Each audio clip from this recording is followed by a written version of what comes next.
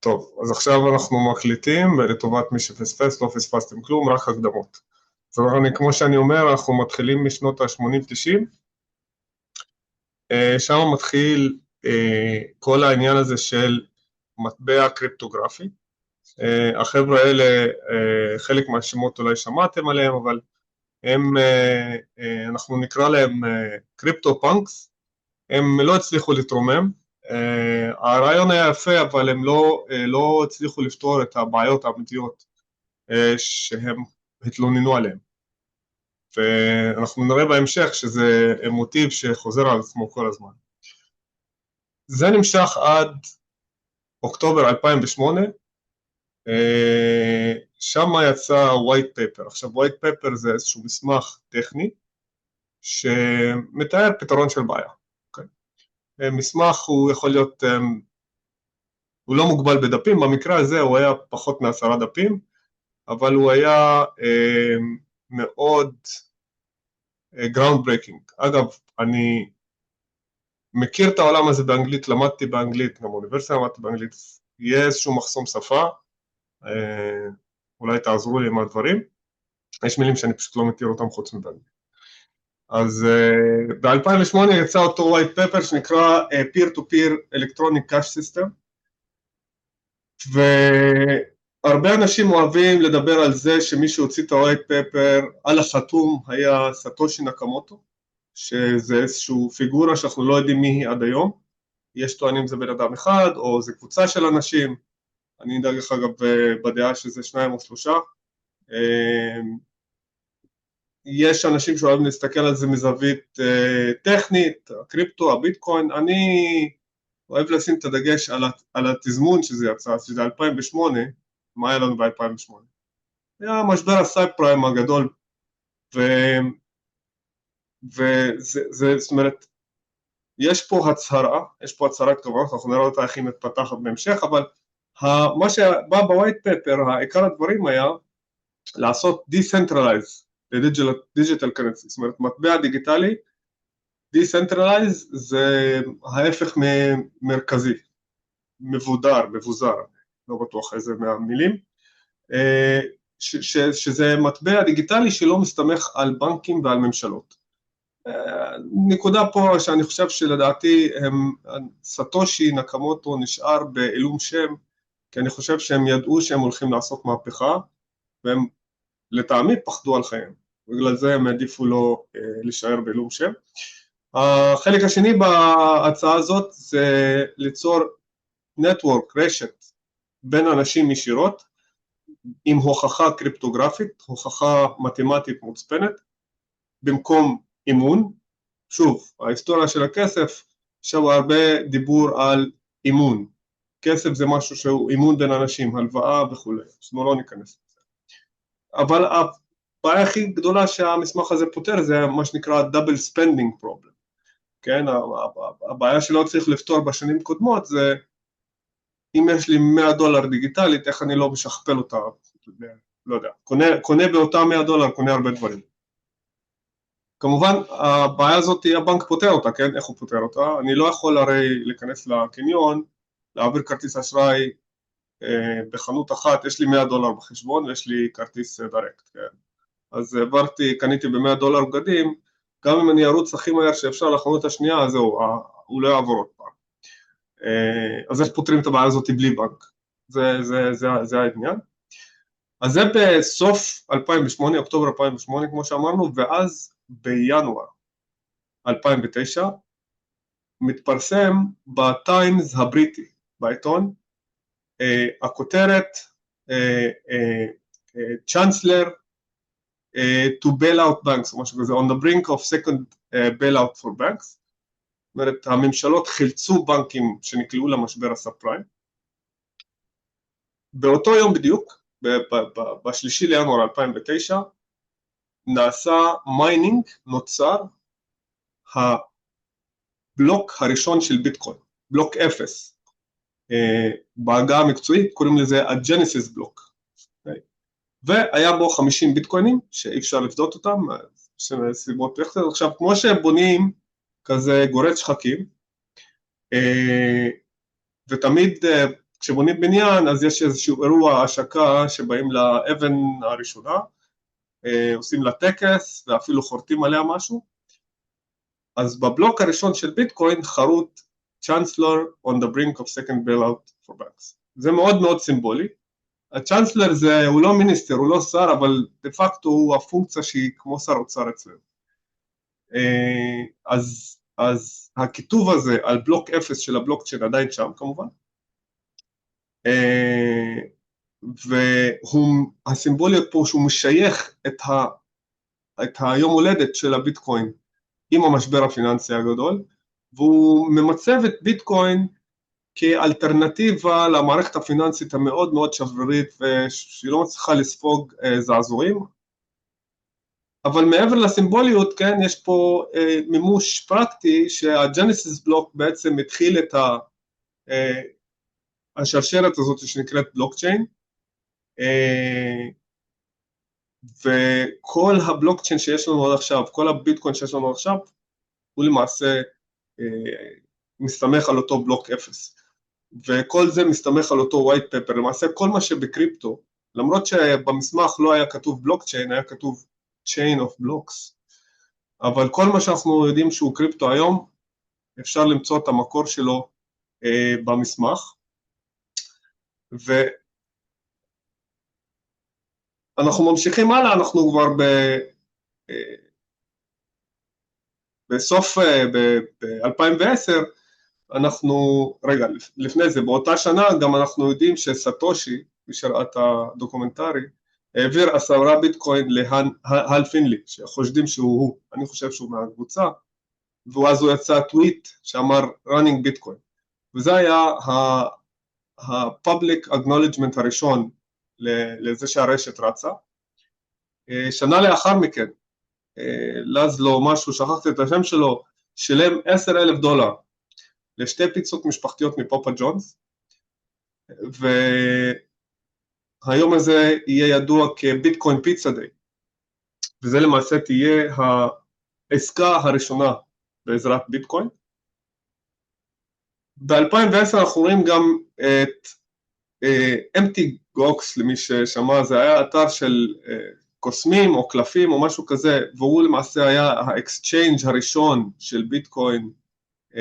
זה משהו במזרח, אני לא נכנסתי לפרטים של זה, אבל אנחנו רואים ביטקוין מפניז עלה לדולר, ואז ב-2011 אנחנו רואים שהביטקוין עלה $30. כמובן שהוא קרס בחזרה $2, אבל מה שמעניין היה באותה שנה, או ב-2011, משהו כזה, אני כבר לא זוכר, היה את האתר ויקיליקס, וויקיליקס, סנודן וכל הסיפורים האלה, ויקיליקס היו מקבלים כסף מפייפל, מוויזה, שהחליטו לחתוך אותם, ואז ויקיליקס אמרו, רגע, אנחנו גם מקבלים דוניישנס בביטקוין. וזה היה, זה הביא הרבה תשומת לב לביטקוין. ב-2011, 2012, 2013, שנים האלה, אנחנו רואים דברים חדשים, אנחנו רואים מה שנקרא אלט-קוינס, אלט מ-אלטרנטיבס, בעצם כמה חבר'ה החליטו לקחת את הקוד בסיס של ביטקוין, לגזור ממנו, לעשות לו פורקינג, לגזור ממנו את הקוד הזה בצורה כזאת או אחרת, לעשות ניסויים,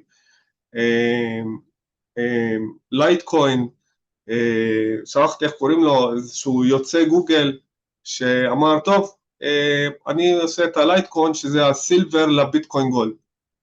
הוא השתמש בהאשינג אלגוריתם שונה, הבלוק טיים שונה, הטרנזקציה יותר מהירה, דברים כאלה.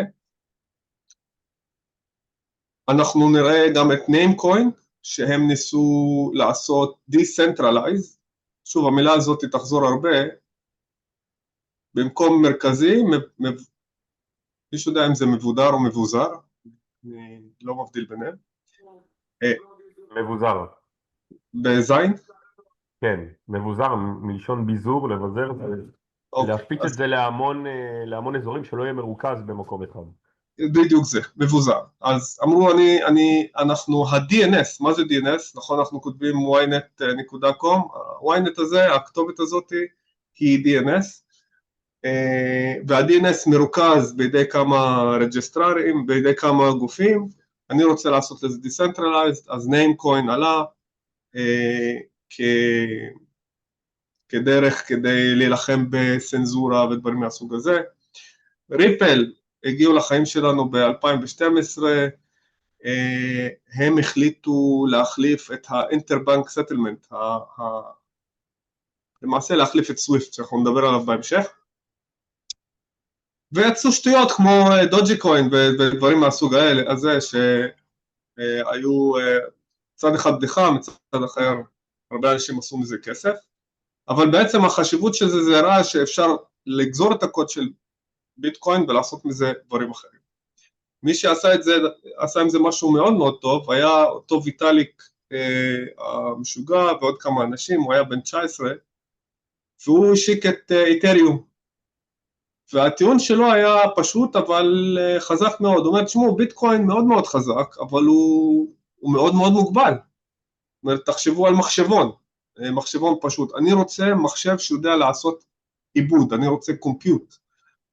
והם צריכו לגייס $18 מיליון, שזה לא בא ברגל, זה הקראוד סייל הראשון בעולם הקריפטו, לימים אנחנו נקרא לזה ICO, ICO זה כמו IPO, אבל ה-C זה קוין, כאילו זה הנפקה, והרשת עלתה לאוויר בקיץ של 2015, והרעיון של אתריום מאוד פשוט, אומר, אני בונה בלוקצ'יין, אנחנו תכף נסביר מה זה בלוקצ'יין ואיך זה עובד, אבל אני רוצה להריץ עליו תוכנות קטנות, אני רוצה לכתוב קוד ושהקוד הזה ירוץ, זה נקרא סמארט קונטרקט, חוזה חכם. למעשה, אם בעולם הקריפטו אנחנו משתמשים באליס ובוב, כן? אם אליס שולחת אית' לבוב, ובוב אמור לשלוח לה איזשהו נכס דיגיטלי, אז ברגע שאליס שולחת ובוב שולח, אז מתבצע ההחלפה. אין מתווך, אין עורך דין, הוא הטמיע את המושג code is law, הקוד הוא החוק. הסכמים, נעשה להם enforcement, נעשה להם אכיפה על ידי הקוד, כן? הקוד יהיה ה-legal system. עוד משהו חזק שהוא הביא זה פרוטוקולים, ואחד כמובן החזקים זה ERC20, שוב זה אחד מהמונחים האלה שלא צריך להבין לעומק, אבל מה שחשוב להבין פה שאתריום עשה את זה מאוד קל, להנפיק טוקנים חדשים, אנחנו גם נסביר מה זה טוקן, ואז אנחנו ב-2017 ככה רואים בום מאוד חזק של ICOs, של הנפקות. זה חשוב כי פתאום אנחנו רואים שביטקוין זה לא, או אנחנו עשינו שיפט מ-money only, כאילו מרק כסף שהוא ביטקוין, לכסף שאפשר לתכנת אותו, ואפליקציות. וזה באמת יצר את הבסיס לכל מה שהוא, כל מה שהוא DeFi, כל מה שהוא NFTs, כל מה שהוא DAOs ו-Web 3 Apps, אנחנו ננסה להתייחס לכל הדברים האלה. אז כאמור, באזור ה-2019 היה לנו בולרן מאוד חזק על ביטקוין, המחיר הגיע ל$20,000 בסוף 2017, כמובן שב-2018 הוא התרסק ויש לנו את מה שנקרא הקריפטו ווינטר. אנחנו רואים את סין עושה, מחרימה הרבה מה-ICOs האלה, מגבילה מאוד את הקריפטו. אנחנו רואים את רשות ניירות ערך בארצות הברית מתחילה לרדוף אחרי ICOs שהם unregistered securities, securities זה נייר ערך שהם לא רשומים והם לא חוקיים, והם באמת מצליחים לסגור הרבה תרמיות אבל גם מאוד מאוד מגבילים. מה שיוצא מתוך הכאוס הזה זה מה שנקרא stable coins, אנחנו נרחיב על זה יותר מאוחר, Tether זה ה-USDT, USDC, DAI, הם למעשה יוצרים איזשהו גשר בין המערכת הפיננסית הטרדישיונל לקריפטו טריידינג. ואז אנחנו רואים משהו מוזר, אנחנו רואים ב-CME, בבורסה בשיקגו, מתחילים לסחור בחוזים עתידים על הביטקוין. זה נתן איזשהו קצה חוט למוסדיים, להתחיל לשחק עם זה. אנחנו רואים custodial services שמתחילים לצוץ, Coinbase, Fidelity Digital Assets, האנשים מהסוג הזה מתחילים לשחק עם הנושא הזה, וזאת התקופה שהיא ההתבגרות של הדבר הזה.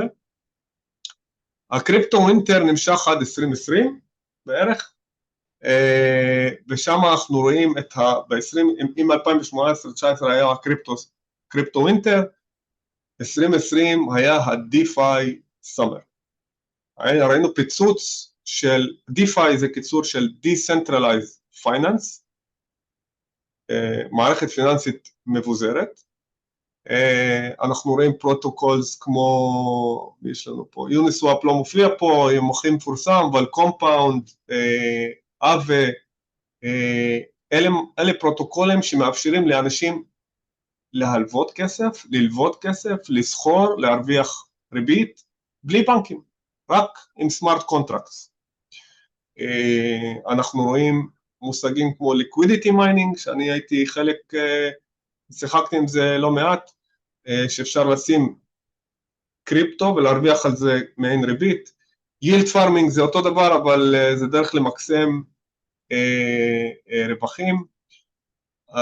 אנחנו רואים את ה-NFTs, מקווה ששמעתם על זה, אם לא, זה NFT זה קיצור של non-fungible tokens, זה לקחת נכס מהעולם האמיתי, זה התחיל בציורים, במוזיקה, ולעשות לו דיגיטליזציה.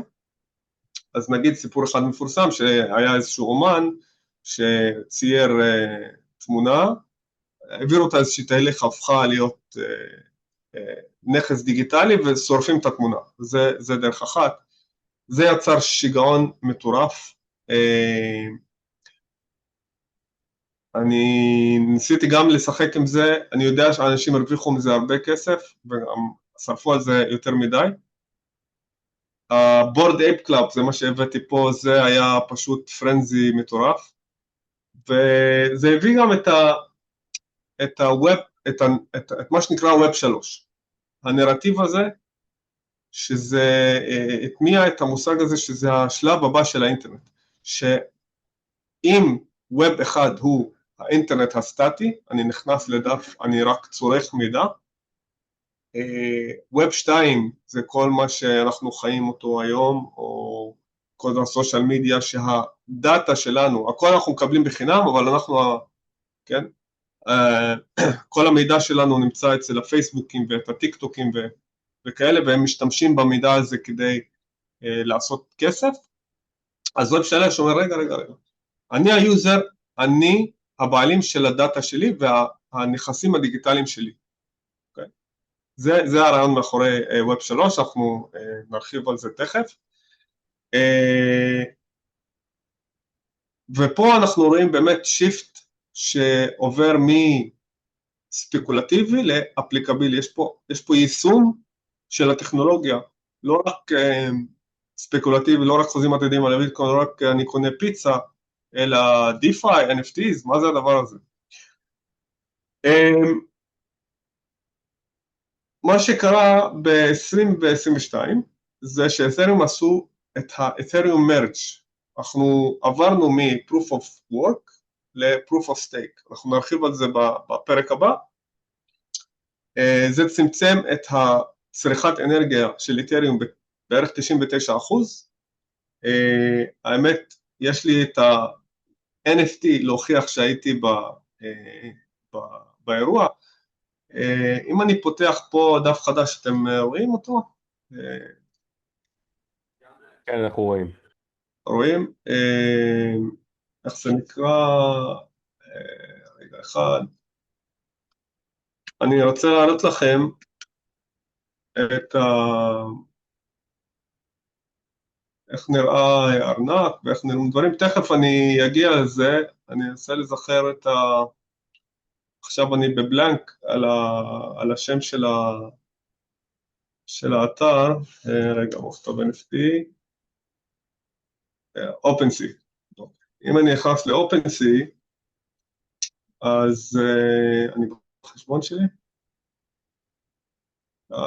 אז פה נגיד אפשר להחזיק sign in, אז זה הארנק הדיגיטלי שלי, של MetaMask מן הסתם, ופה אני נכנס ל-collections, profile, NFTs, אז זה הדברים שאני מחזיק בהם, ריג'נסס, שנגחאי, אנחנו נתייחס לזה, יש לי דומיין על שמי באתריום, קניתי את ה-NFT הזה, אני לא זוכר כמה זה עלה לי, אבל זה שטויות, כי חשבתי שזה שווה משהו, אולר ביטס, האוזניות האלה, בולשיט. הקונספט לא בולשיט, אבל זה היה בולשיט. אז כן, היה לנו את המרג', אנחנו רואים יותר תביעות, אנחנו רואים את הרגולציה מתחילה לצוץ באירופה, בארצות הברית, אבל גם אנחנו רואים שמתחיל מה שנקרא RWAs, Real World Assets, מתחילים לקחת נכסים אמיתיים בעולם, ולעשות להם טוקניזציה, ומי קופץ על זה? חברות כמו פידליטי, בלק רוק, הם משיקות ETF, מקבלים אישור להוציא ספוט ביטקוין ETF, ופה אנחנו רואים inflow עצום של כסף של מוסדיים, זורם, וול סטריט מתעניין, אנחנו מתחילים לשמוע שסטייבל קוינס יכול להיות ה-payment trails, זאת אומרת היום ה-payment trails מאוד יודעים, ויזה, מאסטרקארד, סוויפט, זה בגדול מה שיש בעולם, מתחילים לראות טוקניזציה של נדל"ן, של בונדס, ופה אנחנו נמצאים היום. כרגע עשינו איזשהו מסע מ-2008 עד 2025. אם נדבר במהרה איך הבלוקצ'יין עובד, אז בעצם הבלוקצ'יין בנוי על מודל של trust. אמרנו, אנחנו לא רוצים לפתוח בבנקים במוסדיים, אנחנו לא רוצים Central Authority, ו-Central Authority זה יכול להיות גם PayPal, כן? אם אני רוצה להעביר כסף למישהו, למה אני חייב בנק? והיום יש לי 3 אופציות, או שאני אעשה העברה בנקאית, או שאני משתמש ב-Western Union או PayPal, או שאני מעביר במזומן, כן? זה למעשה האופציות שיש לי. עכשיו תחשבו על ביטקוין, על הבלוקצ'יין, מעין, טוב, כל מיני תסריטים, מעין כפר כזה, שאנחנו חיים לפני, לא יודע, מאות שנים, ובאמצע הכפר יש לנו לג'ר, ספר, סליחה? יומן מאוד גדול, וכל עסקה שמתבצעת בכפר הזה נרשמת ביומן. אז אם אליס קונה 3 תרנגולות מפה, ודייוויד מלווה כסף לצ'ארלי בשביל עז, וככה וככה, וכולם יכולים ללכת ולראות מה כתוב שם, ואי אפשר למחוק את זה, ואי אפשר לשנות את זה, כן? זה immutable, מה שנקרא. אז זה הרעיון של הבלוקצ'יין. איך זה עובד בדיוק? אז שוב, ברגע שכתבנו משהו אי אפשר לשנות את זה, וצריך לעקוב אחרי זה, והבלוקצ'יין הוא גרסה דיגיטלית של הדבר הזה. זה בגדול זה. אז זה הרגל אחת, אני יודע, אבל אפשר לעשות יוטיוב, אני רוצה ככה להגיע לחלקים המעניינים. אז מה שקורה זה ככה, קודם כל יש לנו טרנזקציה. טרנזקציה יכולה להיות עסקה בין 2 אנשים, נשאיר את זה ככה, אבל יכולה להיות הרבה מאוד דברים. קוראים לזה טרנזקציה, אליס מעברה לבוב, 1 ביטקוין. כמה טרנזקציות כאלה משודרות לרשת, ואז הטרנזקציות נאספות לתוך בלוקים. וכל בלוק יש בו את רשימת הטרנזקציות, את ה-timestamp, מתי זה קרה, ואת ה-fingerprint, את הטביעת אצבע, ההש הקריפטוגרפי שמצביע על הבלוק שלפניו.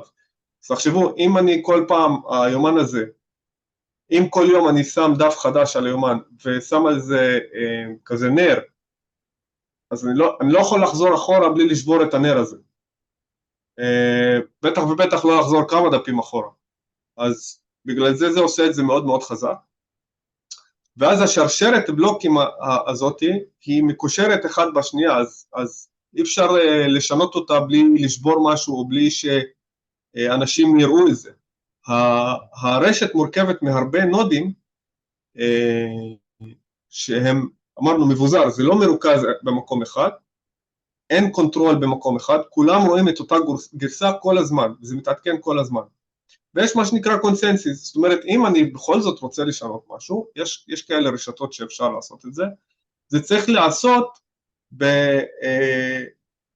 בהסכמה של 51% או משהו כזה, זאת אומרת, אם אני מריץ נוד כזה של בלוקצ'יין, נקרא לו ולידטור, נקרא לו כל דבר, ואני נכנס אליו כי הוא אצלי בבית, ורוצה לשנות עסקה ביני לבין מישהו אחר, אבל בגלל שכל שאר הנודים ברשת, רואים גרסה אחת, והנוד שלי, המחשב שלי בבית, הוא בגרסה אחרת, הוא לא יתקבל, הוא יידחה, ואפילו אני יכול להפסיד כסף על זה. עכשיו, השיטה של זה עובד, בביטקוין זה נקרא proof of work. מה זה proof of work? המיינרס, מי שעושה קריאה, הוא צריך לפתור חידה מתמטית מאוד מאוד קשה. כדי לפתור אותה צריך מחשב חזק, עם כרטיס רשת ולפעמים כרטיס מסך מאוד חזק, וזיכרון ודברים מהסוג הזה, והוא צריך לשרוף הרבה חשמל. כדי להבין את הסיבוכיות של הבעיה, תחשבו על קוביות ששבש, ותחשבו שאתם מחזיקים 17 כאלה, או 19, אני שכחתי, אבל מספר דו ספרתי כמעט 20, וזורקים את כולם ביחד, והם כולם צריכים להגיע בספרה 6. זה הסיבוכיות של הבעיה שצריך לפתור. ברגע שפותרים אותה מקבלים פרס, מקבלים $80,000, משהו כזה, ונכנסים לבלוקצ'יין. זאת אומרת, אני שרפתי מאמץ, שרפתי חשמל, שילמתי כסף לחברת החשמל, כדי להראות שאני honest ואני לא בא לרמות, ואם אני ארמה אני אפסיד. proof of stake, מה שקורה באתריום, אומרים, עזוב אותך מהשרפת חשמל הזה, אתה רוצה להיות ולידטור, אתה רוצה להיכנס לרשת, שים כסף, skin in the game, שים כסף, ואם אתה מתנהג לא יפה, אנחנו עושים לך סלאשינג, אנחנו חותכים לך. זה על רגל אחת ההבדל בין הדברים. אני אשלח את המצגת, אז ניסיתי ככה להראות פה איך זה נראה. ואז אנחנו רואים שימושים שמתחילים להיות יותר מעניינים. אמרנו currency, smart contracts, זאת אומרת אם X קורה, Y קורה, כן? זה פתח את הדלת, אמרנו ל-DeFi, ל-NFTs, ל-DAOs. DAOs זה דרך, נגיד אני גר בקיבוץ, ואני רוצה לקבל החלטה. אז במקום שנלך לחדר אוכל ונצביע, אז DAO זה אותו קונספט. אני ארגון הרופאים, אני ארגון כזה או אחר, זה מאפשר לכל חבר בארגון הזה לעשות הצבעה על פי טוקנים שהוא מחזיק. supply chain, אני הייתי מעורב בכמה פרויקטים בנושא הזה, זה סיפור, כן, למשל קפה. קפה, האנשים של הקפה הם מאוד פנאטים, הם רוצים לדעת שהפולי קפה הגיעו מהחקלאי הזה, מהשדה הזה, וכל הדרך השינוע שהם עשו עד הריטלר. אנחנו רואים שימושים בהלסקר, כן? למה היום המידע הרפואי שלי לא מוחזק אצלי, אני לא מחזיק אותו אצלי, אין לי גישה אליו כמעט, לא באמת, מישהו אחר מחזיק אותו. למה? ווטינג, כמה שמענו בשנים האחרונות בעיות על זיוף ודברים מהסוג הזה, אז למעשה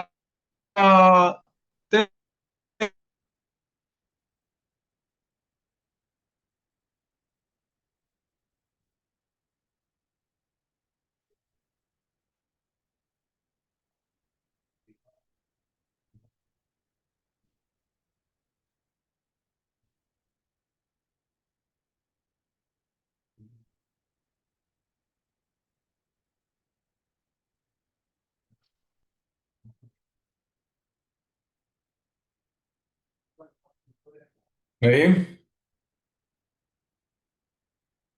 נקרא נתקע המחשב.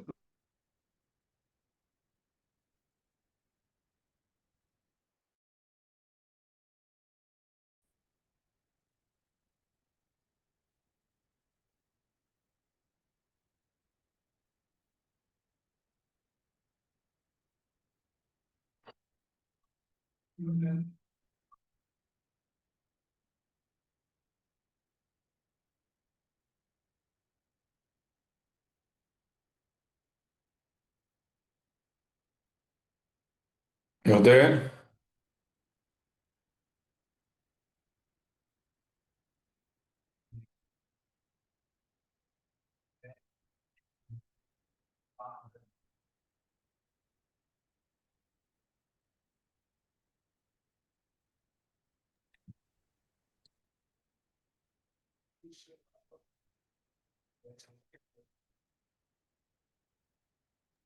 גילי, כן.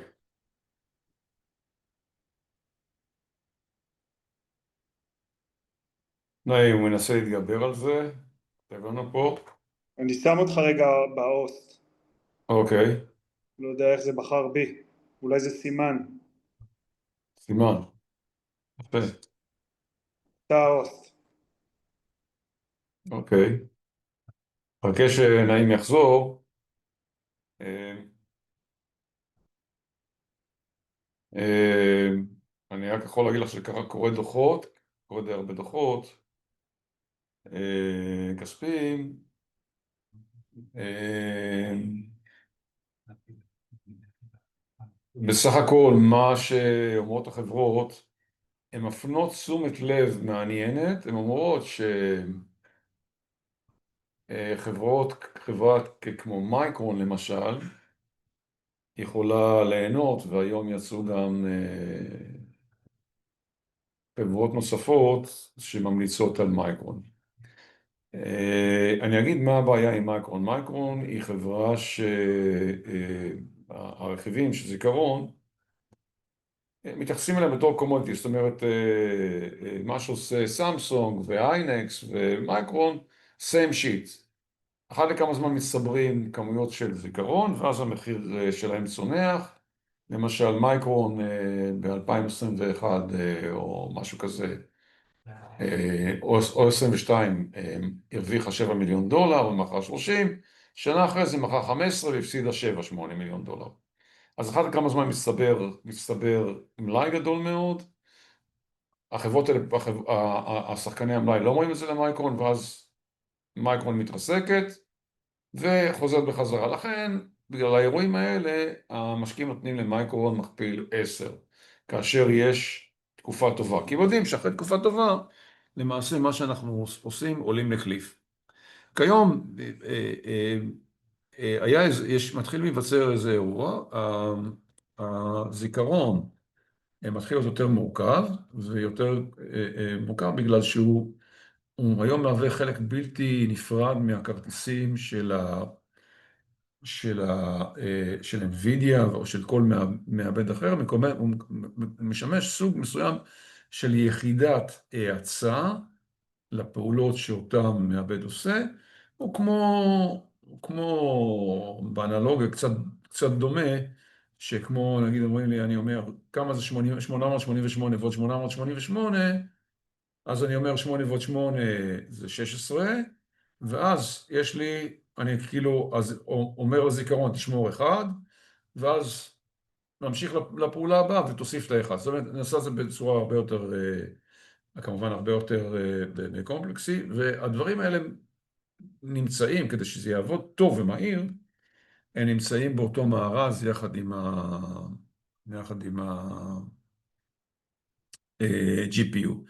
אז זה כבר נמצא די הרבה זמן, יש את ה-GPU ויש את ה-HBM, שה-HBM זה למעשה דירמים מורמים אחד על השני, ועם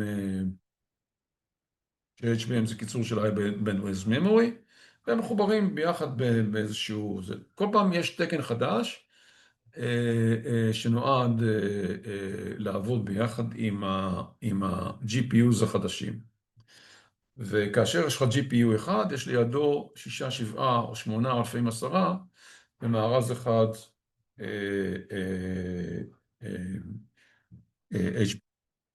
HBM. למעשה ה-HBM רוכב למעשה על ה-GPU. ככל שהמערכת מתקדמת, גם ה-HBM נעשים יותר קומפלקסיביים. כשנעשים יותר קומפלקסיביים, זה נעשה יותר מורכב לייצר אותם. תכף אני חוזר לנעים. נעשה יותר מורכב לייצר אותם. וכשזה נעשה יותר מורכב לייצר אותם, הם כבר לא כל כך קומודיטי. זאת אומרת, זה התחיל עם איזה בעיות של לפני 4 או 5 חודשים של סמסונג, שהוא היצרן הגדול ביותר של זיכרונות, יש איתו בעיות, וכיום למעשה ה-HBM'ים האלה זה שחקן רציני מאוד בתעשייה של ה-AI, ולמעשה הוא כבר רוכב צמוד לעולם של הזה.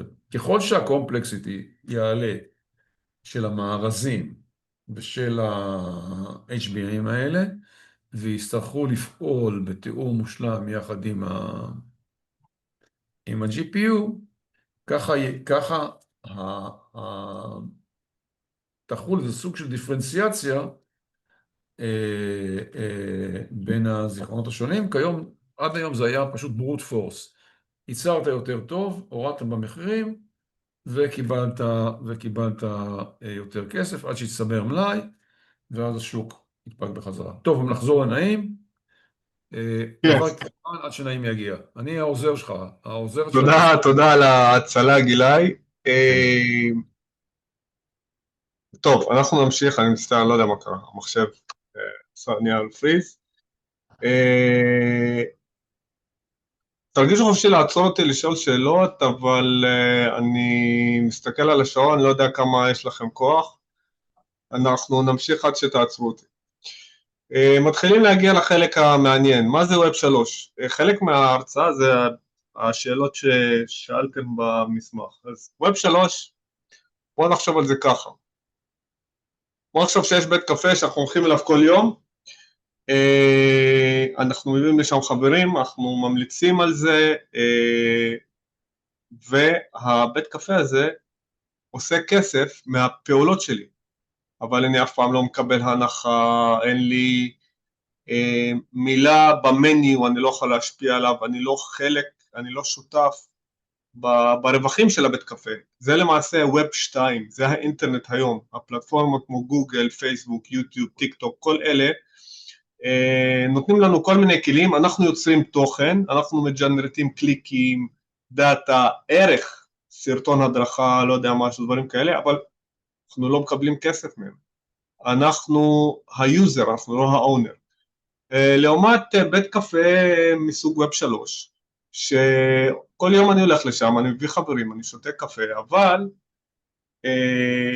הבית קפה הזה נותן ללקוחות שלו shares, כן, הבאת חבר, קיבלת יותר, הצעת משקה חדש, יש לך זכות להצביע, עם הזמן הבית קפה הזה צומח, ואני part owner, אני שותף סוג של, אז יש לי עניין בלהגדיל את הבית קפה הזה. אז זה ההבדל בין ווב 2 לווב 3. למעשה, אני הבעלים של המידע שלי, אני הבעלים של הנכסים הפיננסיים שלי, ואני רוצה לקבל תמורה על הדבר הזה. אני לא רוצה יותר centralize, אני לא רוצה פייסבוקים וכאלה. מה הכלים לעשות את זה? טוקנס. טוקנס זה כמו equity shares, כן? אבל דיגיטליים. אז אפשר להרוויח אותם על ידי שימוש במוצר, ובדרך כלל הם מגיעים עם כל מיני הטבות, כמו להצביע או להשפיע על החלטות. NFTs זה איזשהו certificate מאוד ייחודי, קריפטוגרפי, שמצביע על בעלות. תחשבו אומנות, מוזיקה, כרטיסים להופעות, in-game assets, כן? בתוך המשחק יש כל מיני, ואפילו שטר לאדמה, property deeds, אפשר שיהיה NFT. DAOs אמרנו, Decentralized Organizations, זה קבוצה של אנשים שעושים קואורדינציה על סט של חוקים, שהחוקים נקבעים בקוד, בבלוקצ'יין. קופ כזה. וכמובן סטייקינג או liquidity provisions, זאת אומרת במקום להיות רק המשתמש, אני יכול להביא את המשאבים, כסף, כוח מחשוב, נזילות, ולהרוויח למעשה ריבית, כן? אז תחשבו על לונה פארק. אני נכנס ללונה פארק, אבל דיגיטלי, אז הטיקטס ללונה פארק הם NFTs, החלק שלי בלונה פארק הוא הטוקנס, והדאו הוא הקומיטי, מי שמנהל את הלונה פארק, להוסיף ככה וככה. אני מסתכל אם כתבתי משהו מעניין, אני יכול להרחיב על טוקנס, אחר כך אם יש שאלות, אבל מה שבפועל קורה פה, זה משנה את ה-incentives, את המוטיבציה לפעול. בווב 2 אמרנו, אני היוזר, אני מייצר את הקונטנט, אני בונה את הקהילה, יש אנשים עם עשרות אלפי עוקבים, אבל הם לא מקבלים כסף מאינסטגרם, הם מקבלים כסף מספונסרים כאלה. אז בווב 3, אני הסטייק הולדר, יש לי עניין להגדיל את הערוץ, או להגדיל את השימוש באינסטגרם למעשה. זה מקטין את האינטרנט שאנחנו עכשיו גולשים בו, או שזה פשוט משדרג אותו? זאת אומרת, יהיה אתר פייסבוק חדש, שבו אנשים יהיה להם טוקנים בפייסבוק? יש כבר סושיאל מדיה פלטפורם מבוססי ווב 3, שהם לא פופולריים. אני אתייחס על זה בהמשך, אבל נגיד אם תיכנס ל-Uniswap, שזה Decentralized Exchange, ואתה אומר, טוב, במקום שאני אלך ל-B2B, לתת הלוואות ללא יודע מי, אני שם את הכסף שלי להבטח את הרשת, ותמורת זה אני מקבל יילדס, אני מקבל ריבית למעשה. יש הרבה מקומות שהתחום הזה מנסה להתפתח אליו, אנחנו נראה עוד מעט שיש גם הרבה בעיות עם הדבר הזה. צריך לפתור הרבה בעיות למעשה. כל הטוקנים שאני הראיתי לכם שיש לי, הם לא שווים כלום. הם אולי יהיו שווים משהו מתישהו. כן.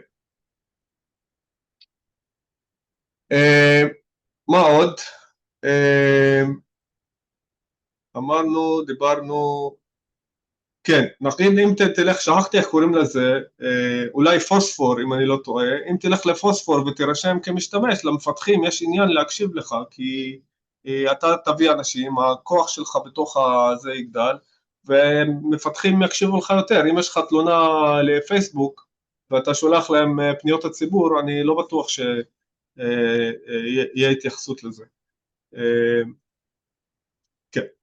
אז זה ה-challenges למעשה, אני אדלג על זה, אני אשלח לכם את המצגת, ואם יש שאלות אפשר ככה לדבר על זה אסינק, אני פשוט לא רוצה לקחת לכם יותר מדי זמן. ולשאלתך, איך אמור לראות העתיד, אז בדיוק אתמול שלחתי לכם סרטון, מדברים על לעשות טוקניזציה להכל, ואנחנו נראה את זה עוד כמה דקות, שיש מוטיב מאוד חזק כרגע בוול סטריט, ובכלל בעולם הפיננסי, שהמערכת הפיננסית, וואלה, היא מאוד ישנה, והיא לא מספיק אינובטיבית, מאוד שמרנית, ולא מספיק מהירה, ולא מגיבה בצורה נאותה, ולא עושה אינובציה, וטוקניזציה זה באמת פתרון מאוד אליגנטי, בהנחה שכל הדברים שאמורים לעבוד יעבדו כמו שצריך. הקונספט של בעלות חלקית, זה גם קונספט חדש, שיכול להרתיע מן הסתם. כן, ו-Network Effects, כן, גם בתחום, שוב, ה-NFTs קיבלו reputation לא טוב, אבל הקונספט עצמו לדעתי הוא קונספט מאוד חזק. אני זוכר לא מזמן, הלכנו להופעה של אדיר מילר עם כרטיסים שקנינו, והגענו לשם, וכל הדרך אני ואשתי, וואו, עכשיו אנחנו בשורה הראשונה, בטח ירד עלינו, הגענו לשם, ונעקצנו על ידי איזשהו מישהו שמוכר כרטיסים מזויפים, אז ב-NFT זה לא קורה, למשל, כי הנכס שלי הוא הנכס שלי.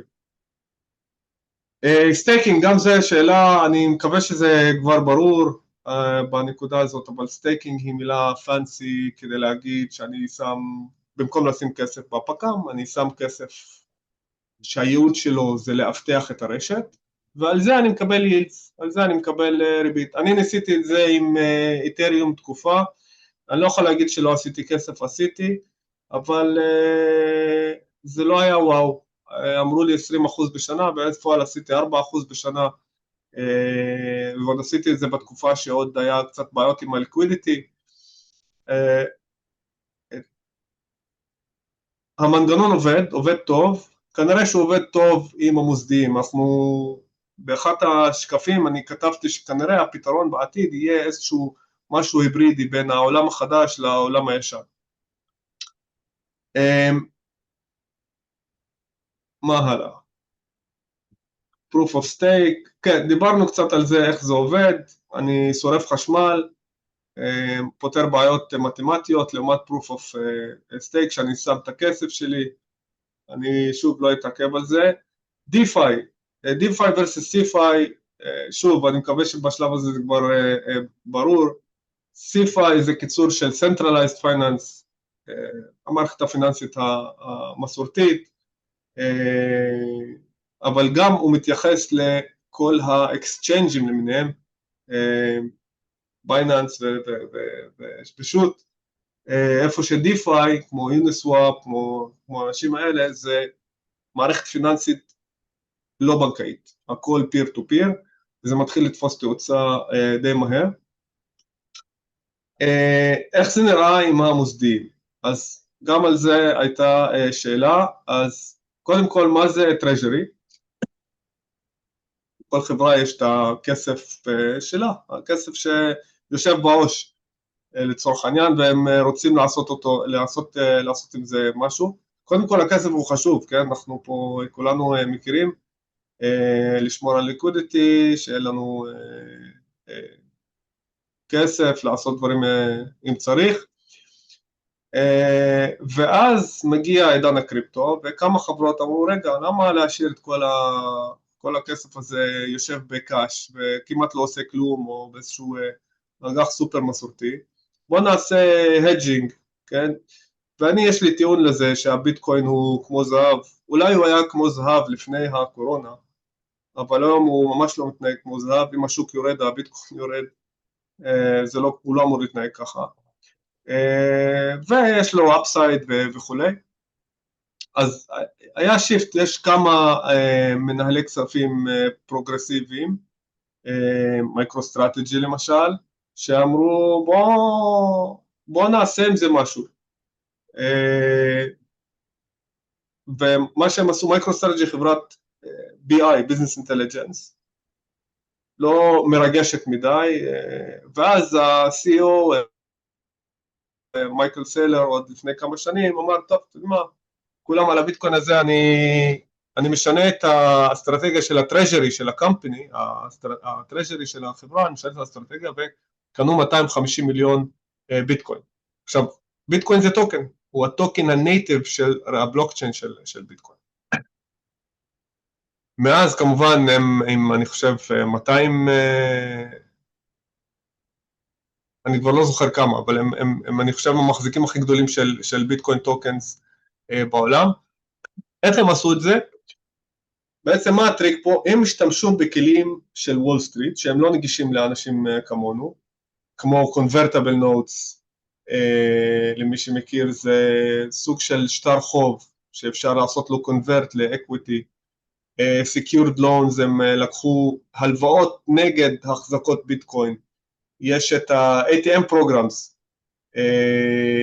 שהם משתמשים בה בצורה מאוד מאוד יעילה כדי לממן. זה גם למה הרבה מדברים שזאת פונזי סקים. למה? כי מה זה ATM? At the market offering, זאת אומרת אם יש,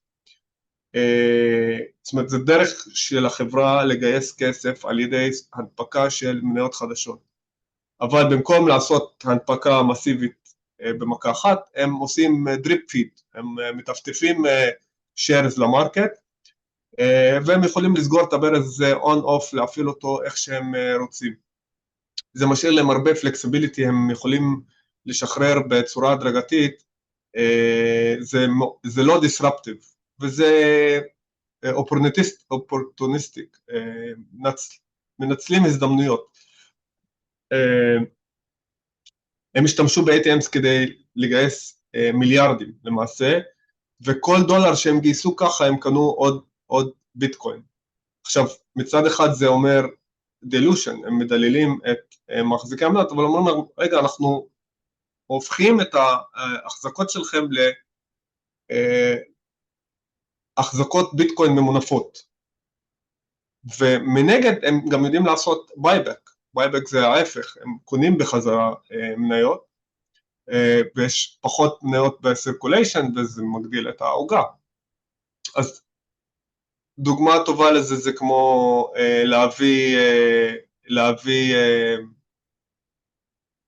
לא יודע, להביא שותף, אם השכר דירה גבוה, אני רוצה שותף איתי, אם השכר דירה נמוך, אני יעדיף שלא אולי, אז היה שאלה גם איך זה מול ה-net asset value, מול הנב של זה. אז אני לא ידעתי את התשובה, אני חיפשתי אותה, ומצאתי שהכלל אצבע פה, אם ה-market value גדול מהנב, גדול מה-net asset value, אז כדאי להנפיק מניות ב-ATM, כי אני מוכר בפרמיה. זאת אומרת, אם ה-market value שלי הרבה יותר גדול מה-net asset value, אני מוכר בפרמיה, זאת אומרת, אני מגייס כסף בזול, וההפך, אם ה-market value שלי כרגע נמוך מה-net asset value שלי, אני קונה בחזרה, ואז אני קונה למעשה בהנחה גם, אפקטיבלי, אני קונה בדולר אחד asset שעולה 70 סנט, משהו כזה. אז זה לגבי מייקרו-סטרטג'י. סטייבל קוינס, נושא חביב עליי אישית, מה הסיפור פה? הבעיה היא, בואו נחזור לדירה שלקחנו אותה כדוגמה, תחשבו שאני רוצה לשלם לבעל הבית שלי בביטקוין, היום הביטקוין עולה $2,000, מחר 2,200, שבוע הבא $1,800, הבעל הבית הוא, או שהוא אוהב אותי מאוד או שהוא שונא אותי, יש פה בעיית וולטיליות, גם באתריום, לא רק ביטקוין, כן? יש הרבה speculative assets, ספקולטיביים מאוד, אין מה שנקרא unit of account, לא יודע איך להגיד את זה בעברית, וסוחרים, מוסדיים, הם לא אוהבים וולטיליות, הם אוהבים משהו יציב שאפשר לעבוד איתו, ופה מגיע הדרישה לקריפטו דולר. רוב העולם רץ על בדולר, האויל נסחר בדולר, הכל בדולר, כן? אני לא צריך להסביר לכם, אז בקריפטו אקסצ'יינג'ס הסוחרים רצו משהו יציב, שיהיה אותו דבר, והיו כל מיני ניסיונות, אני פה קורא את זה, אבל בפועל מה שטרף את הקלפים היה תדר ב-USDC, תחשבו על זה כמו סטייבל קוינס, מה זה סטייבל קוין? הוא פגד אחד לאחד לדולר, זאת אומרת מאחורי כל קוין אמור להיות דולר. זה כמו שנכנסים לקזינו והולכים לזה, נותנים לו דולרים, הוא נותן לנו צ'יפס, אז ככה סטייבל קוין התחילו. אני רוצה להמר, אני לא מהמר בדולרים, אני מהמר בצ'יפס האלה שקיבלתי, בז'וטונים למעשה, שקיבלתי מהקזינו. אז זה סטייבל קוינס, כשהרעיון הוא שלכל קוין יש דולר מאחוריו.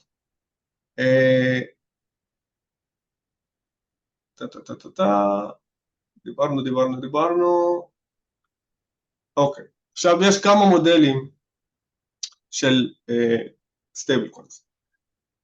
יש את Centralized, שזה, אני קורא The Bank Vault Model, כן? יהיה USDT, USDC, שאמור, ואני מדגיש את המילה אמור, מאחורי כל מטבע להיות דולר. היתרון של זה פשוט, יציב, ומאוד, בשימוש מאוד רחב. החיסרון הוא ש-Centralized, מי עומד מאחורי זה? אם אתם זוכרים, לפני כמה שנים נפל בנק שנקרא SVB, סיליקון ואלי בנק, היה בנק מאוד מפורסם, ו-USDC היו חלק מהבנק הזה, זאת אומרת, הנכסים ישבו בבנק הזה, וזה גרם לנפילה מאוד מאוד חזקה. אז בטווח של יום, יומיים, נמחקו מעל 40 מיליארד דולר. יום שישי הבנק נסגר והיה שם סיפור. המודל השני זה Decentralized, זה DAI, זה ה-MakerDAO, במקום דולר בתוך הבנק, די אומרים, כל קוין הוא מגובה על ידי ETH, על ידי הטוקן של הבלוקצ'יין, STE, אפילו USDC. אז כדי לעשות מינט $100 של די, אתה צריך אולי $150 worth of ETH, שזה גם יש לזה יתרונות וחסרונות. והמודל השלישי שלדעתי הוא כישלון, הוא האלגוריתמי נקרא. אתם זוכרים גם היה סיפור על טרה לונה, שהם אמרו אוקיי, כל לונה זה ה-native token של טרה, אז אמרו כל דולר אחד USD יכול לעשות לו סוואפ לדולר אחד בלונה. בקיצור זה לא הצליח, אני לא אעלה לכם, וזה עשה ספירלה ונמחקו גם הרבה כסף. הבעיה עם סטייבל קוינס זה הרגולציה, לא מעניין, דיברנו. עכשיו, למה הם כן הצליחו? כי הם נתנו לאנשים דרך להיכנס לעולם הקריפטו, במיוחד למוסדיים. אם הכל קווטד בדולר ולא בביטקוין, אפשר להבין את זה. עכשיו, סטייבל קוינס הפכו ל-unit of account, אמרנו מה שהיה חסר, אז אנחנו רואים BTC, USDT, או ETH, USDC. אז זה למעשה הפך להיות ה-settlement layer. Payments זה נושא מאוד מאוד גדול. אם אני רוצה לעשות העברה בנקאית, זה הרבה זמן וכסף. עם סטייבל קוינס אני יכול לעשות את זה בשניות, וזה הרבה יותר זול. אפשר עכשיו לעשות saving ולנדינג, אפשר לחסוך כסף כביכול ולהלוות כסף, והכל בסטייבל קוינס. אני יכול ללכת לצ'יינג' ולהפוך את זה הדולרים של USDC, ותחשבו על עובדים זרים, במקום להשתמש בווסטרן יוניון, בשנייה זה הולך לפיליפינים.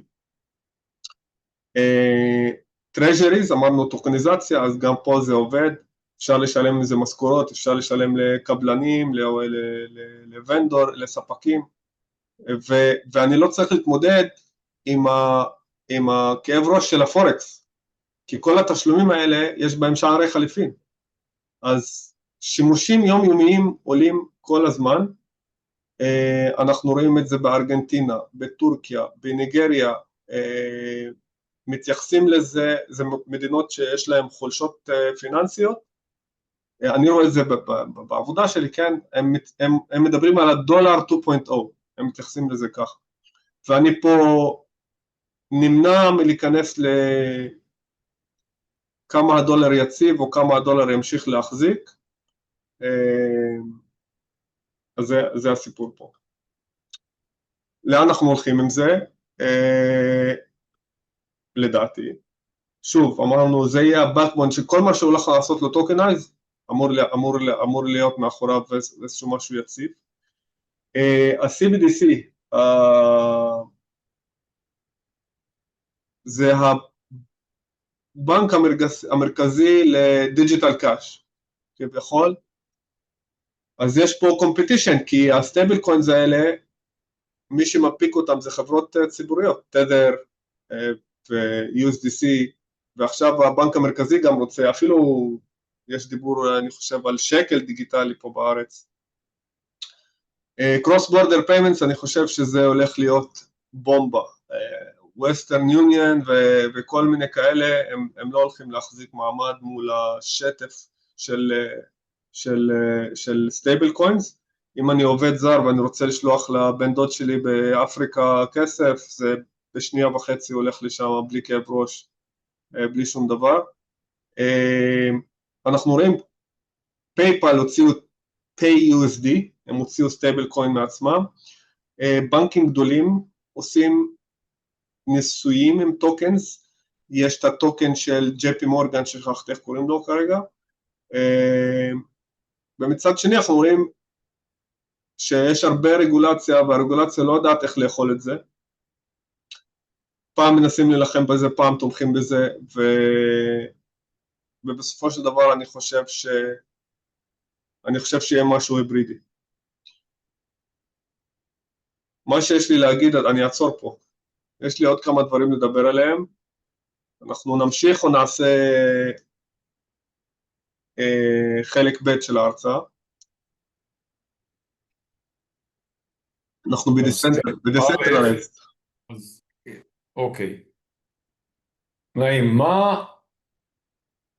מה לפי דעתך, אתה רוצה לדבר בחלק השני? בחלק השני אני אסביר לאן אתריום הולך, ואני אסביר על השימושים, על מה קורה בסוויפט, מה קורה בביטוח, מה קורה בהלת'קר, מה קורה בספליי צ'יין, מה קורה בווטינג. אפשר לזכור את זה. אוקיי. אז כרגע אתה מאמין שהעולם, שהמנגנון של האתריום יכול לשמש פלטפורמה לכל מיני דברים, לכל מיני שירותים, או כמו סוויפט, שיעשו בצורה הרבה יותר מהירה. נכון.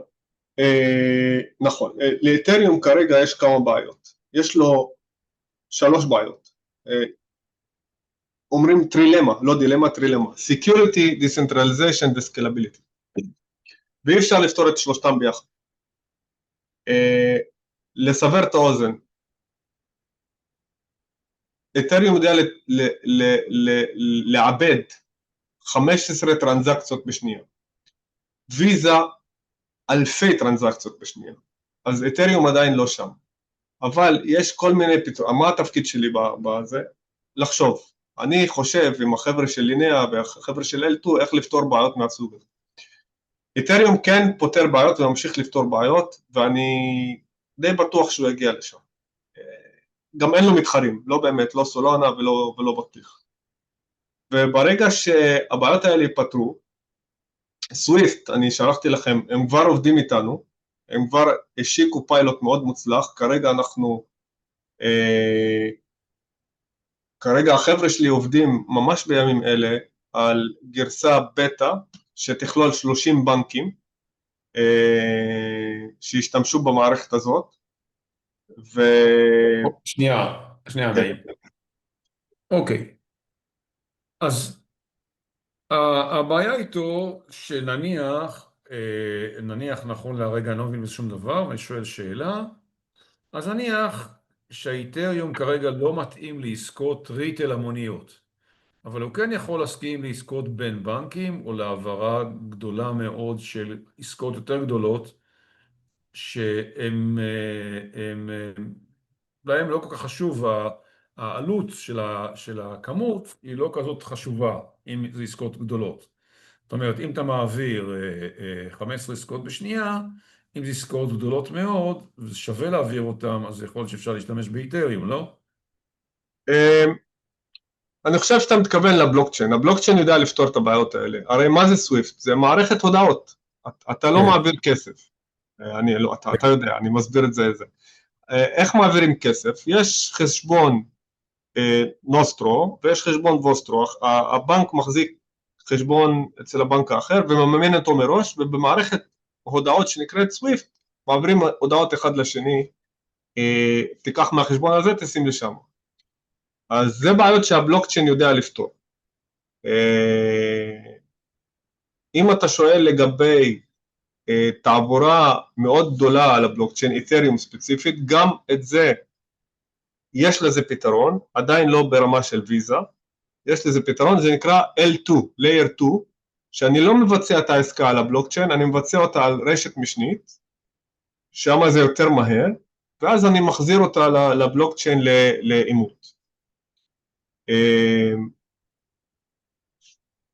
תשובה חלקית, אבל אני צריך להסביר, אני צריך לתת רקע יותר רחב כדי לתת תשובה מלאה. איפה זה יכול לעניין? אני אעשה סקירה מהירה.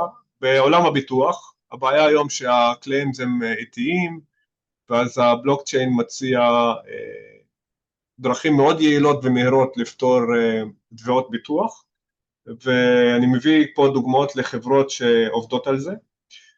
בעולמות ההלת'קר, שוב, המידע הסיילוד הוא לא נגיש, הוא לא זמין, ויש פה כמה סטארט-אפים שעובדים על זה. ב-MIT יש משהו שהוא מאוד רציני לגבי medical records. הצ'פלייט שאני עבדתי עם קונסוריום בשם קובנטיס, שהם עבדו עם סויבינס וכל מיני גרגרים וכל מיני שינוע, המפולות, לא יודע אם אתם יודעים איך המכס עובד, הם הולכים עם מסופונים והולכים מדפיסים איזה משהו, זה סיוט, אז זה דברים שיכולים להיפטר פה. מה עוד? כאן כמובן יש כבר בארצות הברית votes, עבדו יפה בפעם האחרונה, הם עשו איזושהי הצבעה לאנשי צבא. אני לדעתי, העולם כן מתקדם לשם, כרגע העולם קצת עסוק בכל ה-AI,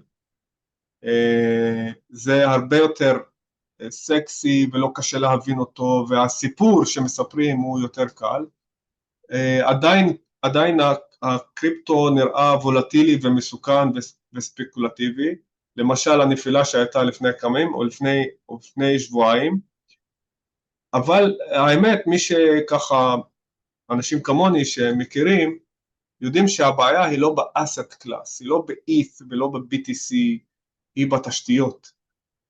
בייננס, שהם שולטים ב-40% מהשוק, מהספוט טריידינג, סתם לסבר את האוזן, בייננס היו בצ'יינה, הם עברו ליפן, הם עברו למלטה, ועכשיו הם בקיימן איילנדס. הרילוקיישן טרייל הזה צועק לשמיים, כן? הארביטראז' הרגולטורי פה זה שם המשחק. גם את תדר, USDT, איפה USDT יושבים? הם באל סלבדור. ואיפה הם משקיעים? באלטרנטיב אסטס, מה זה? אני לא יודע. כמה מינוף יש בחוץ? אף אחד לא יודע. אז התשתיות הן מסוכנות, ואם אחד מהם טיפול, היא תחזיר את התעשייה שנים אחורה. הטכנולוגיה סולידית, חזקה, היא כבר 10 שנים במשחק, אני 5 מתוכם במשחק. אני כל הזמן חושב, איפה אני יכול להביא את הבלוקצ'יין, במיוחד אצלנו פה, כן, אנחנו חממה פה בארץ, איך אפשר לעשות עם זה משהו מעניין, זה ככה הטייק-אווייז שלי מהנושא. אני אעבור לדרמטיק מוד.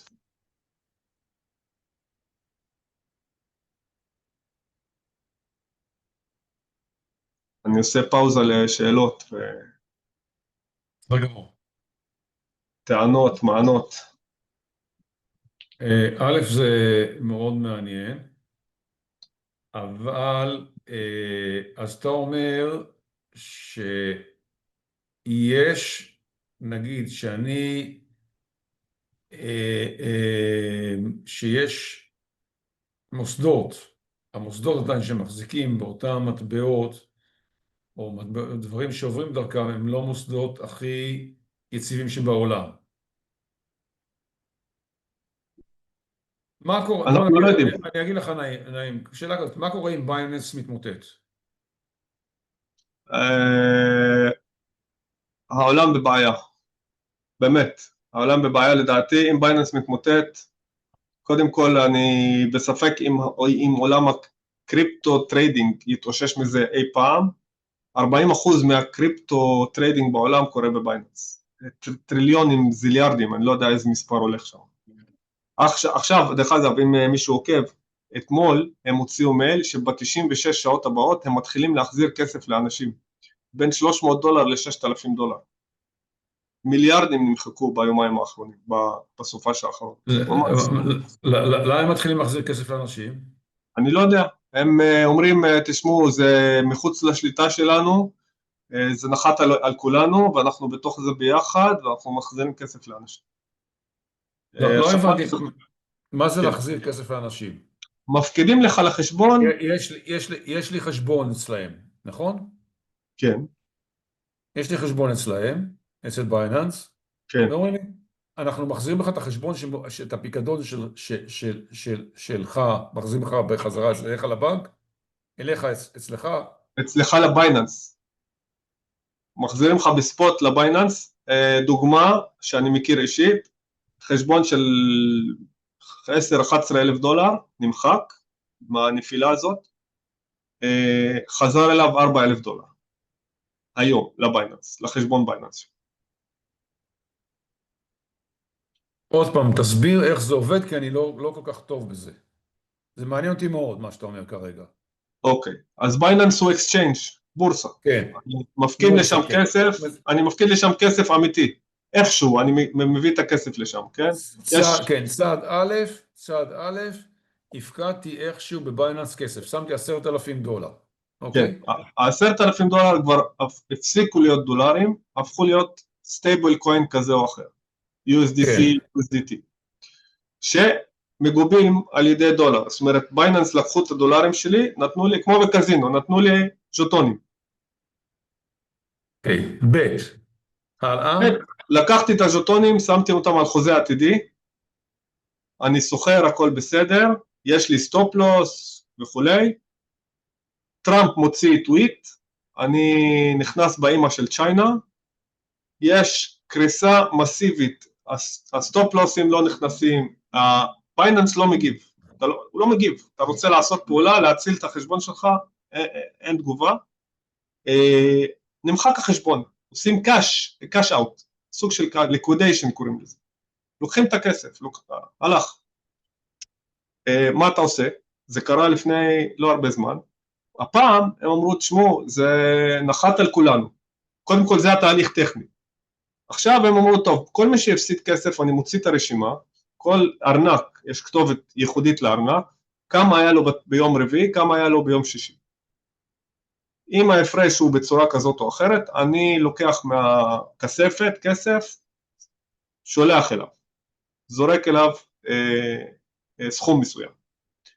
אז אני מכיר חשבון של $10,000 שנמחק, וחזר אליו $4,000.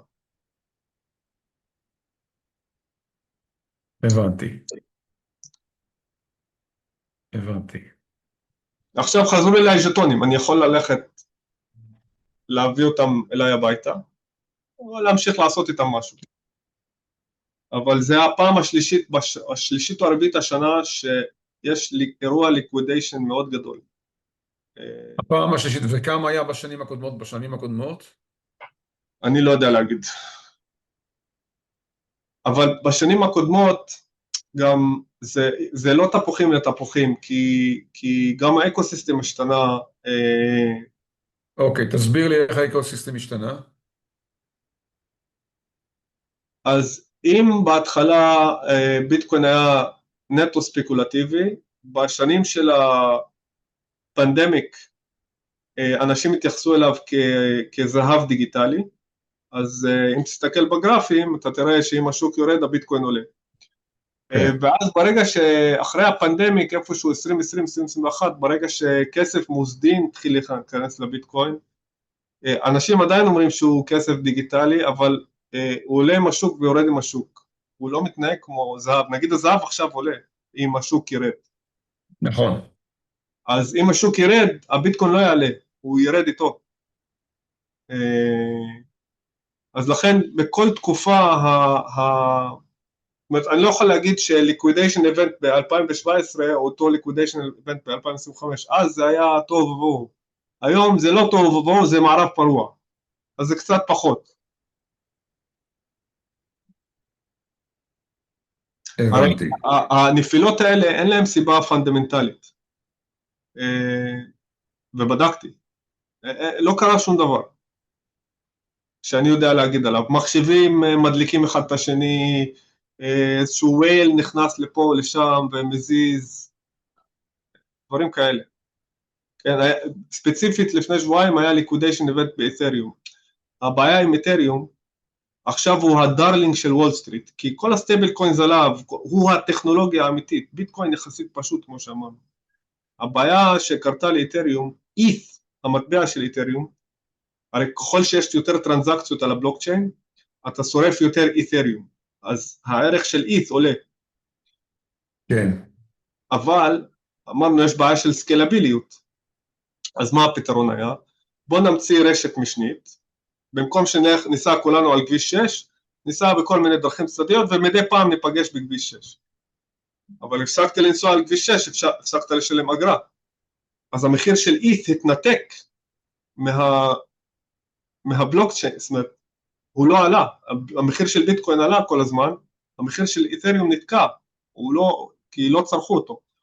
עכשיו הוא מתאושש, כי יש יותר תעבורה, אז יותר פעמים חוזרים לכביש 6, אמרנו, הוא הדרלינג של וול סטריט, אז שרפלינק השקיעו, תום לי השקיע, וורלד קוין עכשיו נכנסו לעסק, כל זה מבוסס אתריום, וכל התעבורה הזאת אמורה לייצר הרבה מפגשים על כביש 6, ולהחזיר את המחיר של ETH למעלה.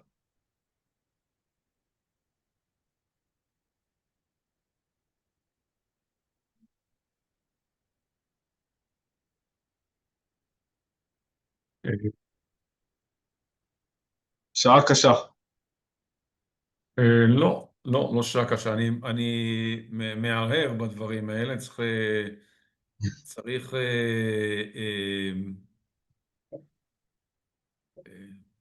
לחשוב על זה. אני צריך להבין איך בנוי הפוד צ'יין של התהליכים האלה, איך בנוי כל השרשרת ואיך הדברים האלה נעשים. מאוד, אני אשב איתך, אני לא רוצה לעכב פה את כולם, אני אשב איתך. יאללה, ביום. כן. הווב 3 זה לא מערער קצת את העניין של, אמרת בעלות חלקית, וזה בעצם מהקונספט של מניות, זה לא יבוא על חשבון וול סטריט הדבר הזה? וול סטריט מנסים להיכנס לזה, מה זאת אומרת? הם מנסים להתאים את עצמם למערכת הזאת? כן. טוקנים, המניות יהיו טוקנים של חברות פשוט? זה דוגמה אחת, אני חושב שיהיה משהו היברידי. למה אני אומר את זה? כי אני לא חושב שיהיה פתרון שיתחרה בוויזה או במאסטר קארד.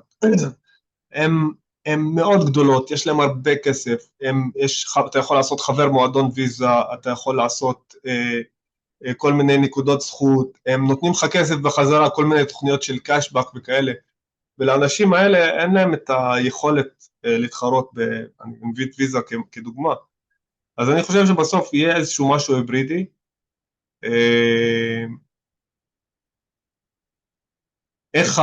איך הטיק-טוקים של העולם והיוטיובים של העולם יגיבו, אני לא יודע. אני יודע שיש רשתות כאלה בוודאות, אני ראיתי אותם, פוספור ואחרים, הם לא תפסו תאוצה, בינתיים. אז המערכת עדיין בחיתולים, נכון שהיא 10 שנים, הכל עדיין מנסים להבין איפה הרגליים ואיפה הידיים.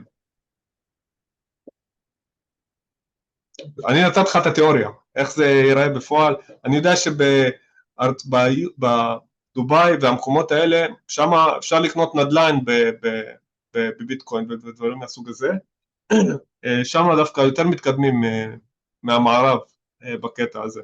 בכלל מדינות שהן עם מערכת פיננסית חלשה, חלק מהתזה נגיד של אתריום זה לא לכולם יש חשבון בנק או גישה לחשבון בנק או יכולת ליצור חשבון בנק, אז למה למנוע, אין להם גישה למערכת הפיננסית הגלובלית, אז בואו ננגיש להם את זה בצורה כזאת או אחרת.